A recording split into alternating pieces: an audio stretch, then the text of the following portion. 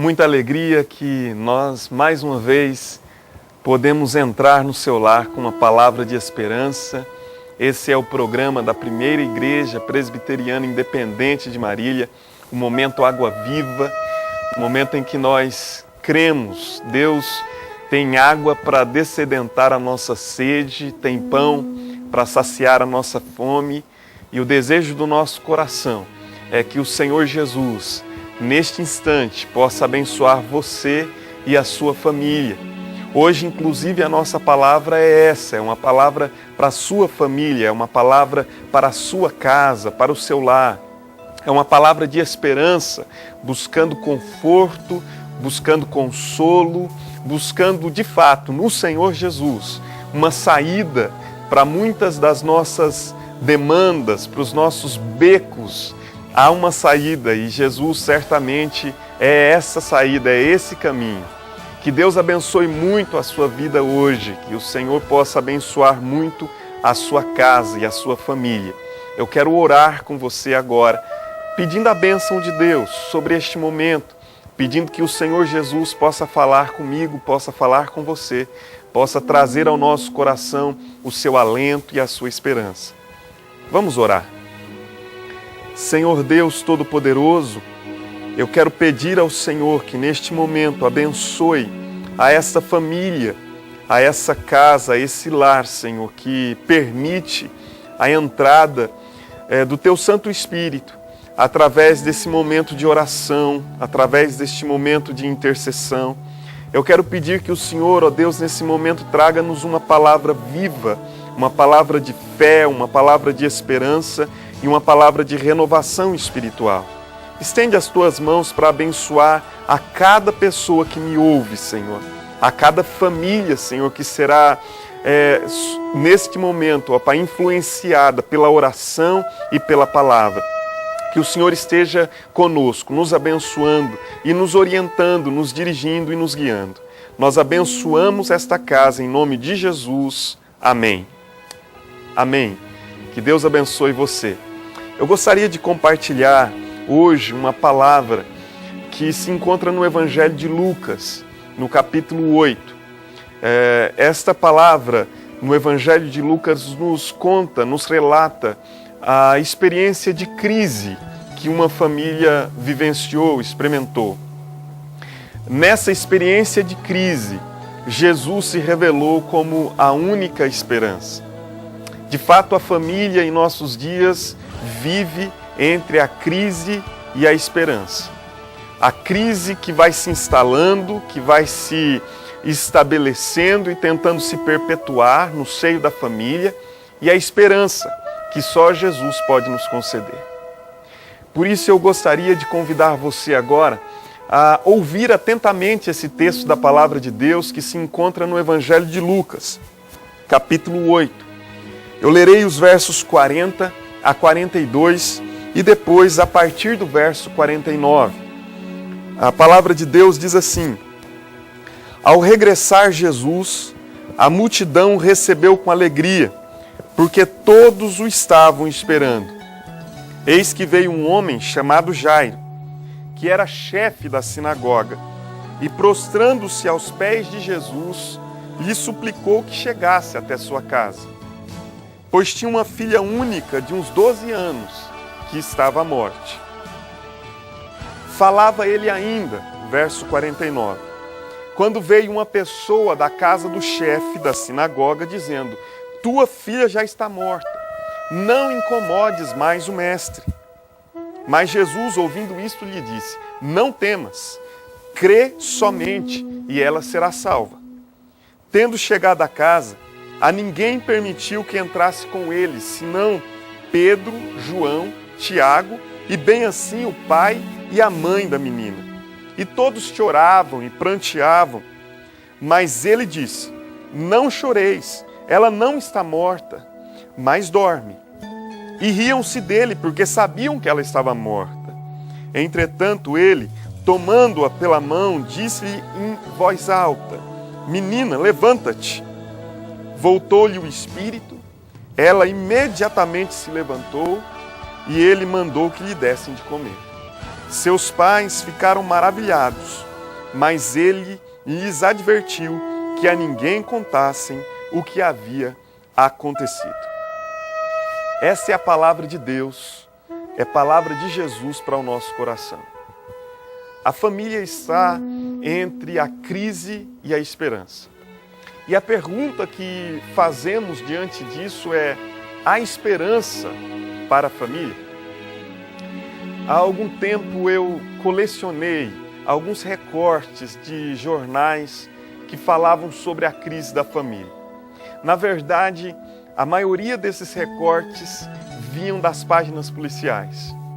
Eu trouxe alguns desses relatos, um pelo menos, para que você ouça e que isso sirva, nesse momento, de introdução à nossa conversa, à nossa reflexão nesse momento. Um determinado jornal do Paraná relatou um momento que aconteceu em duas famílias. Eu queria que você ouvisse atentamente. Diz assim: o consumo exagerado de bebidas alcoólicas acabou alterando os ânimos e resultando em duas tragédias familiares no interior do Paraná. Em Rio Bonito do Iguaçu, na noite de sábado, um irmão matou o outro a machadada.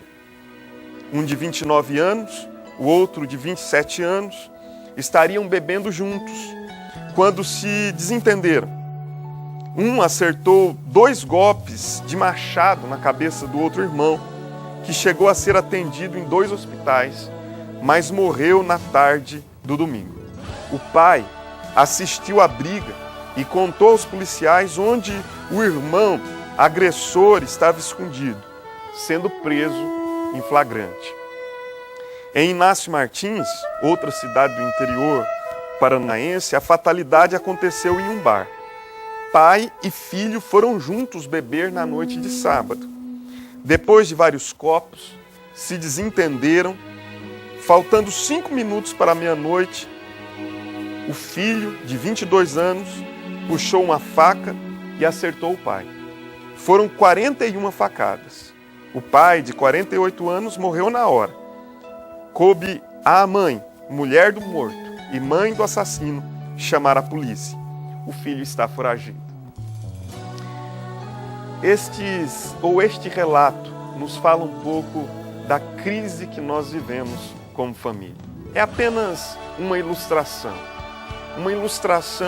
de um fato real, de fatos reais. Uma família em crise. E o tempo em que vivemos é crítico. Nós vivemos crises de todas as espécies. Vivemos uma crise de autoridade na família, vivemos uma crise de permissividade, vivemos uma crise de valores, uma crise de afeto, vivemos crises de naturezas variadas, mas o fato é que a crise se instalou na família. E nós vamos percebendo uma crescente desagregação da família, desarmonia, desunião, desestruturas. Nós temos visto os fundamentos que antes davam solidez à família serem destruídos. É o desbarrancamento da esperança. É a queda de tudo aquilo que nos fazia crer e ter um sentimento de que a sociedade estava estável, de que nós conseguiríamos ao menos passar pelas crises outras que surgem, sem termos de alguma forma ver a família entrar em falência. Mas quando a família entra em falência, me parece que mesmo que todas as demais áreas da vida estejam de alguma forma estáveis, nós vamos sendo desestruturados por dentro. As nossas emoções entram em frangalhos, as nossas vontades e expectativas em relação ao futuro, os nossos sonhos se desvanecem e nós não sabemos muito bem o que fazer. É nesses momentos entre a crise e a esperança que nós precisamos ouvir a voz do Senhor Jesus, a voz de Deus que fala ao nosso coração, a voz de Deus que renova as nossas expectativas. O texto que nós temos aqui diante dos nossos olhos, esse texto da palavra de Deus, nos fala sobre Jairo, um homem que estava em meio a uma crise. A Bíblia diz que a sua filha, de uns 12 anos de idade, filha única, estava para morrer. Ele vai até Jesus e faz a Jesus uma súplica. É mais do que um convite, é uma súplica, um pedido insistente para que Jesus vá até a sua casa e dê vida à sua filha. Cure-a daquela enfermidade que estava levando-a à morte. E a Bíblia diz que Jesus vai. Jesus não rejeita os nossos convites. Jesus não rejeita principalmente as nossas súplicas. E é isso que a palavra de Deus diz. Jesus vai até aquela casa.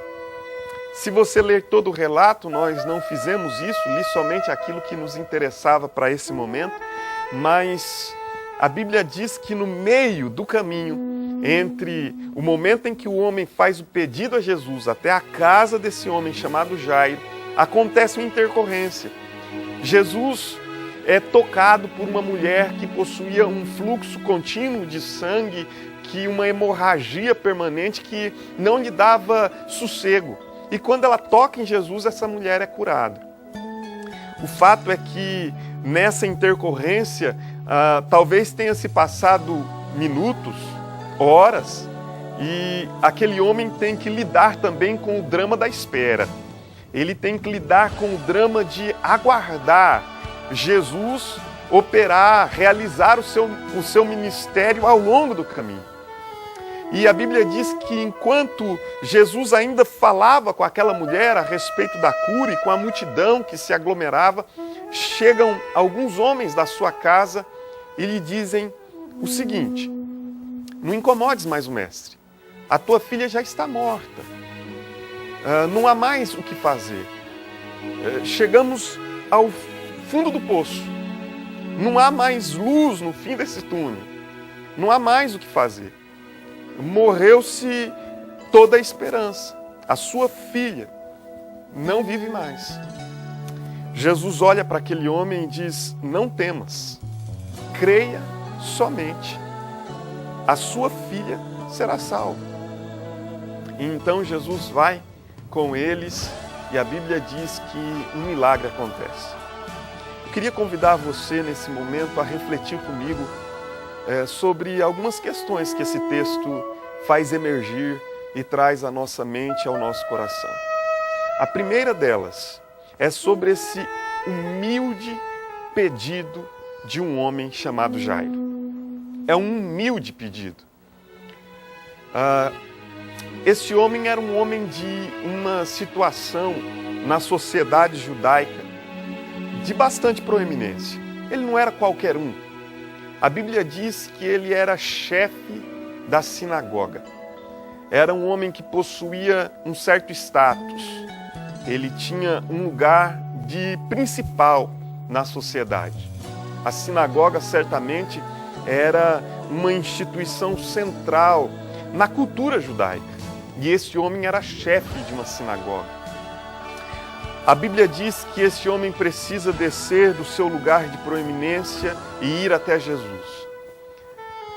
E com isso eu aprendo que em algumas circunstâncias e situações da nossa vida, não importa se nós temos status, se nós temos títulos, se nós temos diplomas, se nós sabemos falar ou não, se nós somos aceitos ou não nos círculos da sociedade, se nós somos pessoas acolhidas ou inacolhidas, não importa. Há determinados momentos que a nossa posição não resolve os nossos problemas. Há problemas que fogem à nossa condição, há problemas que fogem ao nosso controle. E a Bíblia diz que este era um problema que fugia ao controle daquele homem. Ele não podia fazer nada. A sua filha de 12 anos estava à morte e ele não tinha o controle sobre aquela situação. Então este homem, humildemente, faz uma súplica a Jesus. ele diz: Senhor Jesus, venha até a minha casa e a minha filha poderá ser curada. E a minha filha poderá ser sarada. E Jesus atende ao pedido daquele homem. Há momentos em que é necessário que nós nos ajoelhemos diante de Jesus e façamos uma súplica sincera para que Ele nos atenda. Há momentos em que nós vemos morrer as nossas esperanças, mas esses momentos precisam nos motivar e gerar em nós a certeza de que podemos, sim, ver revertidas todas as situações de desespero na nossa vida. Deixa eu lhe dizer uma coisa agora. Essa situação que você possa estar vivendo, estas circunstâncias que você tem vivido na sua família, na sua casa, não são irreversíveis. Jesus pode revertê-las. Mesmo que nós digamos em algumas circunstâncias que a nossa esperança morreu, não é verdade à luz da palavra de Deus. Porque a Bíblia diz que Cristo é a nossa esperança. E Cristo dá jeito até mesmo para a morte. A Bíblia diz que Ele ressuscitou e venceu a morte, Ele quebrou os grilhões da morte. Ele pode dar jeito para aquilo que ninguém mais pode dar jeito. Jesus é o único que pode fazer reverter as crises que se instalaram na nossa vida. Mas é preciso que se diga, as crises que você tem experimentado, vivido, não são irreversíveis. Jesus pode revertê-las. Jesus pode fazer com que mudanças extraordinárias, mudanças inimagináveis, possam acontecer na sua vida e na sua família. Mas tudo começa quando nós nos aproximamos dele humildemente. Um humilde pedido de súplica é o que esse homem faz. Ele vai até Jesus com o seu coração quebrantado. Ele não se arroga do fato de ser chefe da sinagoga. Pelo contrário, ele simplesmente se prostra e clama: Jesus, vá até a minha casa. Faça um milagre acontecer. Opere uma transformação e uma mudança que só o Senhor pode operar. Há uma outra lição que esse texto traz ao meu coração e que eu gostaria de compartilhar com você. Esta lição da palavra de Deus nos diz que então acontece uma notícia desesperadora. Primeiro, esse humilde pedido de um homem como Jairo, chefe da sinagoga. Depois, a chegada de uma notícia desesperadora. Depois que Jairo tem que aguardar, tem que esperar Jesus realizar o seu ministério, entre o lugar do pedido e a sua casa, existe uma lacuna, e essa lacuna é preenchida pela cura de uma mulher. Enquanto o homem aguarda, de repente, chegam aqueles que noticiam a ele o óbito, a morte da sua filha, a única filha. Que notícia desesperadora. Talvez você já tenha experimentado algumas notícias que desesperam, que inquietam, que atormentam, que tiram de nós a base, que tiram de nós o chão, e nós nos sentimos completamente desamparados. Mas o fato é que, diante dessa notícia desesperadora, diante dessas circunstâncias que nos parecem tirar qualquer esperança e expectativa de futuro, nós temos Jesus, aquele que é portador da esperança. E essa é a terceira lição. Quando nós somos, de alguma forma, cercados por notícias desesperadoras, talvez a notícia de que um filho está se desencaminhando para as drogas, talvez a notícia de que um ente querido, amado, um familiar que nós muito estimamos esteja com uma enfermidade mortal. Talvez o fato de que nós estamos vivendo uma situação de falência, uma situação de desespero financeira. Eu não sei, Notícias desesperadoras podem chegar a qualquer momento e não escolhe as portas. Pode ser a porta de um casebre, como pode ser os portais de um palácio. As notícias desesperadoras podem chegar. E ninguém está, de modo algum, isento disto. A Bíblia nos ensina que os momentos de crise podem se instalar na vida de todas as pessoas. A diferença não está no fato de que pessoas que temem a Deus, que o servem, ou pessoas que não o temem e não o servem, estejam de alguma forma isentas, que alguns são priorizados e são privilegiados para não sofrerem as tormentas e os outros são guardados para as tormentas. Não. Todos nós podemos ser atingidos por notícias desesperadoras.